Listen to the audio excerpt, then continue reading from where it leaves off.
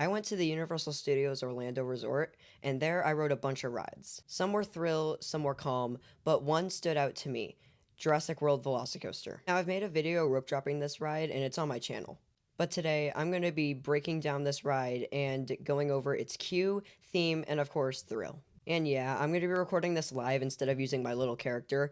It's just going to take a lot of time to edit in. With that, let's get started. So the first thing I want to overview is the queue, and it's one of the best I've ever seen. It starts with an area that goes back and forth, and then heads into an area where you see people launching from 0 to 50 on the ride. It's a pretty cool section because you actually get to see the raptors follow, with one occasionally falling behind. Next is a room where Dr. Wu is just kind of explaining the ride, but then is a really cool section, the raptor containment area. These animatronics are so cool because you see every detail. The shaking, the nostrils expanding, the teeth showing, it's all so cool.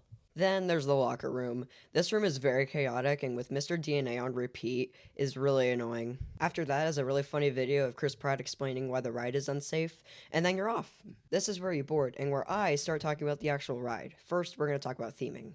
The launch is so well done because the raptors are begging around you to be let free, and then when they run, you run. The first half of the launch is just you racing around the paddock. You encounter a few raptors, but they're just statues, so nothing really too impressive. The second half of the ride, you go outside the paddock and you start racing around the Discovery Center. And after all that, the ride ends. Overall, the queue has more theming, but the ride has some theming too.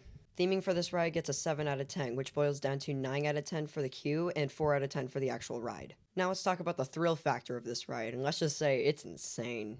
The ride starts with you launching from 0 to 50 miles per hour in a mere 2 seconds. After the launch, you go through 2 inversions in a row. Then, like I said before, you kind of race around the paddock for a bit until you go through the second launch. This second launch launches you at 70 miles per hour into the 155-foot top hat. After the top hat, you head into the 0G stall, which stalls you upside down for a bit. After you race around a bit, you head into the best inversion, the Mosasaurus roll across the lake. And this about concludes the ride overview.